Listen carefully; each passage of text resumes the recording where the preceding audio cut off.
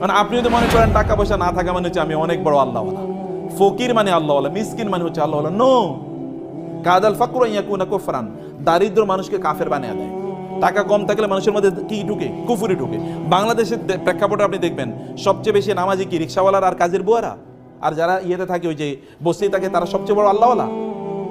আপনার কথা বুঝেন না মনে হয় আমার, কিন্তু কোনো আওয়াজই তো নেই আপনাদের, ঘটনা কি? সব ক্লান্ত হয়ে গেছেন নাকি? তো সবচেয়ে বড় আল্লাহওয়ালা কি এরা? আপনি তাদেরকে মসজিদে কোথাও খুঁজে পাবেন? একজন মসজিদে খুঁজে পাবেন না। দেখবেন এরা মসজিদে না, এরা দিনও বোঝে না, ইসলাম বোঝে না, কিচ্ছু বোঝে না। তার মানে দারিদ্র মানুষকে কাফের বানিয়ে দেয়। দারিদ্রের কারণে সে ইসলাম বুঝতেই পারে না। দারিদ্র থাকলে মানুষ আল্লাহর ইবাদত করতে পারে না। সে কারণে দারিদ্রের সাথে ফাইট করতে হবে আপনাকে। আলী রাদিয়াল্লাহু বলেছেন, দারিদ্র যদি কোনো মানুষের নাম হইতো তাহলে ওই লোকের আমি জবাই করে ফেলতাম।